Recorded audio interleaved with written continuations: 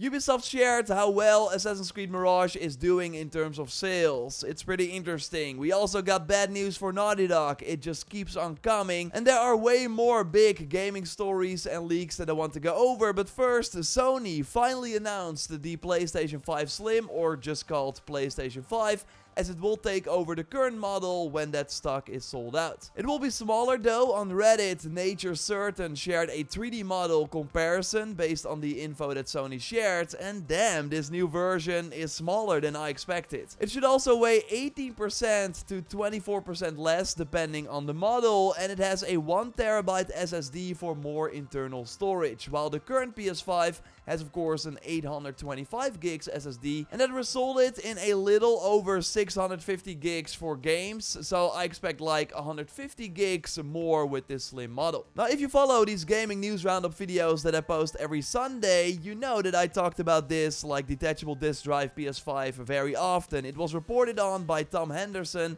and he also talked about the PlayStation 5 Pro a lot, so like 99% chance that that PlayStation 5 Pro is also coming holiday 2024, and it should have improved ray tracing and actual 4K and 60 FPS for more games. But yeah, going back to that new PS5 that is launching November in the US and will continue to roll out globally in the following months. Now, we first thought that Sony would switch to just one PS5 model, a digital only one, and then you could upgrade to a disc PS5 with a new detachable disc drive. Well, that is still true, but they're also still selling a second model with the disc drive already included. Sony makes of course more money by selling digital games because they cut out a lot of parties, so I thought they were going to push more people towards the PlayStation Store, but with this slim model, I would argue they're actually pushing more people to buy physical games. For one, they namely increased the price of the digital PS5 from $400 to $450 in the US.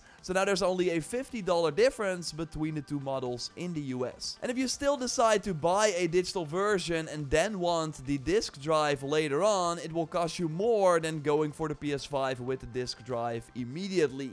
So there's basically less of a reason to go for the digital only option. And real quick, before we move on, maybe you already heard it, but they're only including a horizontal stand with the new PS5, and they're selling the vertical stand separately for $30. Like, I'm not using a stand with my launch PS5 to have it stand up, but maybe they changed something with the Slim to require the stand. Like, it's kind of sneaky because they're showing it with that stand in a video and all the images, but it's not in the box. Things you can do if you are the untouchable market leader, so maybe good that Microsoft is going to be a more prominent competitor, because the Activision Blizzard deal has now closed. Finally, after 2 years, we will stop hearing about this. Activision already said that their games will start arriving on Game Pass in 2024 if the deal closes, but they are mostly talking about their newer releases here, like Diablo 4 and Call of Duty Modern Warfare 3, so that people will not stop buying them because they think, hey, it's gonna come to Game Pass. No, it will not. In 2024. Now, sources to Windows Central said though that we can expect to see a bunch of Activision stuff hit Xbox Game Pass as soon as the deal is finalized. So probably talking about older titles like Crash Bandicoot, Spyro, maybe the Diablo 2 remaster, stuff like that. The next Call of Duty in 2024 will likely also not come to Game Pass day one, as that is the final game with a PlayStation 5 deal, but after that things might really change. I was never really a fan of Microsoft buying Activision, as having a lot of independent publishers is I think better for the industry, and Microsoft already has trouble managing their current slate of studios, and now they're almost doubling in size.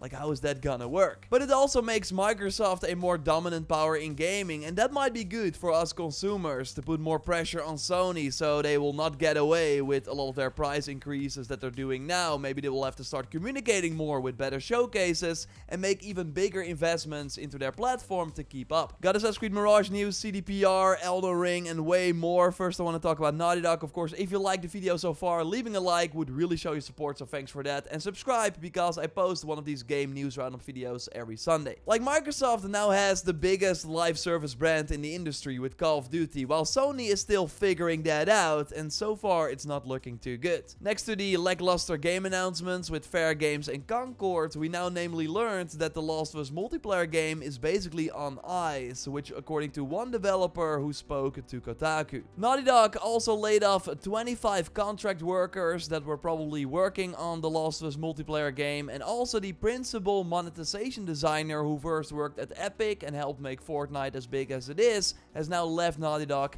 after joining them a year ago. Like, don't expect to see this game anymore, because this is just like bad news after bad news. I think it's sad, as they've been working on it for 3 years, and in that time they could have made some serious progress on a big single player game instead. Like, that's kind of a sad trend that we've seen in the last 5 years, where big developers known for amazing single player titles start doing a live service game that doesn't work out, so they're basically removed from the board for many years without a big new release. BioWare with Anthem of course comes to mind, Crystal Dynamics that from Tomb Raider went to Avengers, Rocksteady is still in this period with Suicide Squad, and now Naughty Dog. And I really hope Guerrilla Games does not fall in the same trap. Like, a lot of developers on Forbidden West are now working on the Horizon Online project. Hope it delivers and that it doesn't mean that the next Horizon single player game that we also know is coming will take longer because of this. Like, Naughty Dog's next game will now be The Last of Us Part 2 Remastered. So we namely have Mark, a lead outsourced artist at Naughty Dog, putting this on his LinkedIn profile. He has been responsible for working on both The Last of Us Part 1 and The Last of Us 2 Remastered. This has now been removed. And it's not the first time that we hear about the game, with Gustavo, the composer, already talking about it a little while ago, saying that we of course see him like at the start of the game in Jackson, and in The Last of Us Part 2 Remastered we should be able to request songs now that he will then play. So this is probably going to be more than just a simple PS5 upgrade. It will likely have some new features too, so I would not be surprised if they're gonna ask a full price for it again. It's mostly for people that are curious after watching the HBO show, with season 2 of course coming up.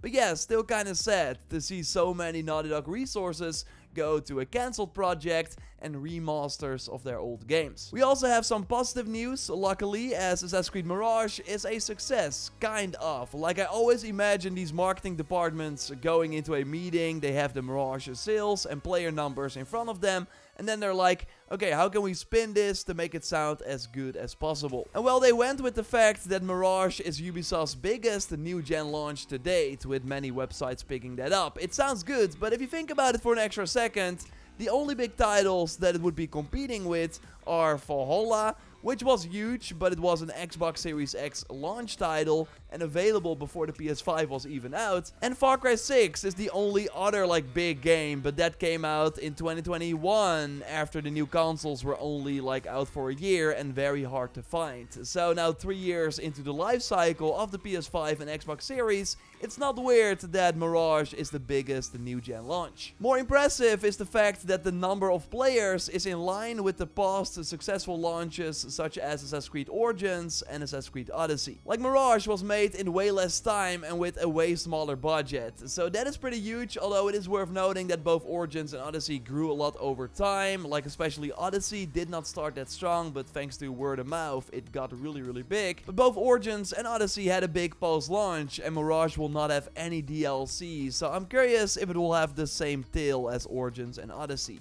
Still though, I think this is the best case scenario for what Mirage was trying to be, a game to hold us over for Assassin's Creed Red, which is going to be like a big, real mainline title that's coming holiday 2024. And I, by the way, plan to do a video going more in depth on what the success of Mirage means for the future of the franchise. Now though, let's go over some quick shots, news stories and leaks that I want to go over quickly. Like, take this one with a huge grain of salt, but CEO Storm, an Elden Ring YouTuber, noted that they heard that the Elden Ring DLC will be shown at the Game Awards with a release date of February 5th, 2024. So that is a Monday, which is kind of weird for releases, but Elden Ring was Game of the Year last year and showed up at Jeff's stage before, so it makes sense that they collab again. And the Bandai Namco CEO did hint at a release date before the end of their financial year, which is April 1st, 2024. So then having it at the Game Awards makes sense and would make the already pretty crowded February 2024 even crazier. Speaking of Game Awards, Kojima simply posted an image of it, suggesting that he will likely be there with a new trailer for Death Stranding 2. It was announced there last year, and rumors actually suggest that it might be planned for the end of 2024. And I can see that happen, as Sony right now is kinda lacking big 2024 titles, apart from Final Fantasy VII Rebirth that launches on February 29th already. Also a quick CD Projekt Red update now that Phantom Liberty is out, and it's totally like one of my favorite pieces of game content this year. I loved it, especially the new side gigs they added in the new region, so check it out if you haven't already. We now learned that the base game sold 25 million copies and the DLC 3 million in the first week, which is pretty good, and they're also going to do a complete edition to bundle the two, which makes sense and hopefully gives them another boost. But yeah, the short-term future for CDPR is not looking too good, as the next game they plan to launch is The Witcher 4, that in July 31st, 2023. Already had a sizable team working on it, that we see like in green here. Light blue was the Cyberpunk DLC. Many of those developers will now be shifting towards The Witcher 4. But yeah, it's still very far away, likely 2026 at the earliest, so they have nothing coming before that, and I'm not sure if Cyberpunk will have a long tail now that the DLC is out. They do hint at more potential Edge Runner style content, so more TV shows maybe, and they're also working on a new Cyberpunk game, but it's still in early development, the conceptual design stage to be exact. Like, I think we should be happy if that launches this decade. It might though include a third-person camera option, maybe similar to Starfield, although it has not 100% decided on yet. I hope it's the case, more options are always welcome. But yeah, no need to look too far into the future, because we still got some absolute bangers hitting this year, with this coming week of course, Spider-Man 2. My review will go up Monday, October 16th, 24 hours from posting this video, so please be excited. We will also be doing a live stream where we answer your spoiler-free questions, and then later we will have our spoiler-free tips and tricks and streams.